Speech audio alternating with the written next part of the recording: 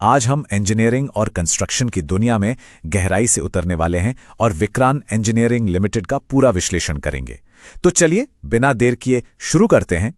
चलिए शुरुआत करते हैं एक बहुत ही दमदार नंबर से। 5,120 करोड़ रुपए। 30 जून 2025 तक ये विक्रांत इंजीनियरिंग की टोटल ऑर्डर बुक की वैल्यू है। इस एक नंबर से ही कंपनी के स्केल का अंदाजा लग जाता है। तो सवाल यह है कि विक्रांत असल में करती क्या है? ये एक ईपीसी कंपनी है। ईपीसी यानी इंजीनियरिंग, प्रोक्योरमेंट और कंस्ट्रक्शन। अगर आसान भाषा में कहें तो ये वो कंपनी है जो बड़े बड़े प्रोजेक्ट्स को जीरो से लेकर पूरा बनाने तक का सारा काम संभालती हैं, डिजाइन से लेकर सामान खरीदने और आखिर में उसे बनाकर तैयार करने तक। ठीक है, तो हमें ये तो पता चल गया कि ये क्या करते हैं, पर इनका पैसा आता कहां से है? चलिए इनके बिजनेस के ब्लूप्रिंट को थोड़ा और समझते हैं। ये डोनट चार्ट देखिए, तस्वीर एकदम साफ हो जाती है। कंपनी का जो रेवेन्यू है वो मोटे तौर पर दो जगहों से आ रहा है।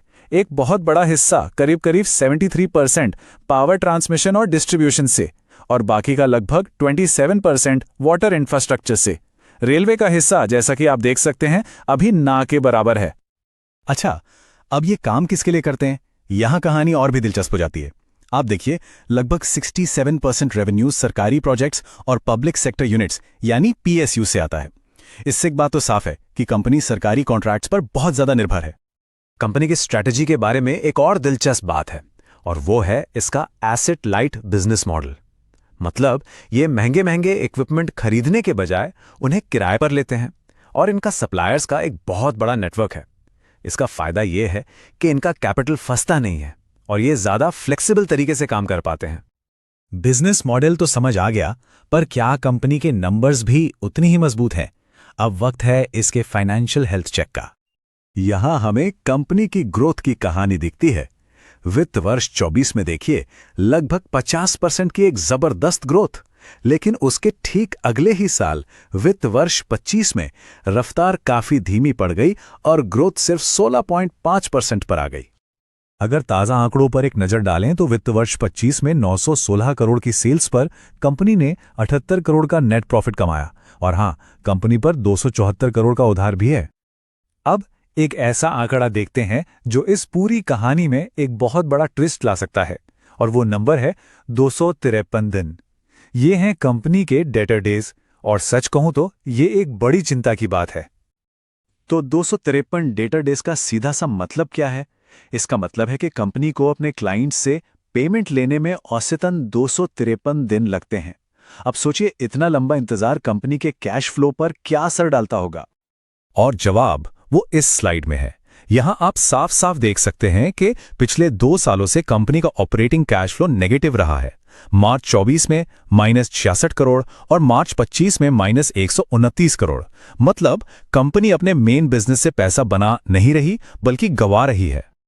तो अब कहानी को आगे बढ़ाते हैं। देखते हैं कि कंपनी इन चुनौतियों से निपटने के लिए और भविष्य में आगे बढ़ने के लिए क्या प्लान कर रही है। हाल ही में सितंबर 2025 में कंपनी अपना आईपीओ लेकर आई और 772 करोड़ रुपए जुटाए।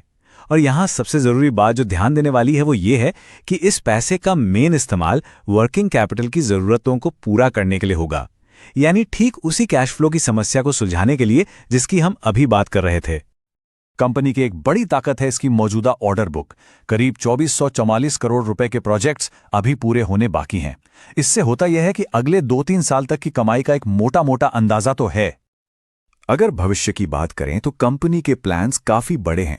वो अफ्रीका और मिडिल ईस्ट जैसे इंटरनेशनल मार्केट्स में घुसना चाहते हैं, और साथ ही सोलर ईपीसी बिजनेस में भी बड़े लेवल पर काम करने की तैयारी में हैं।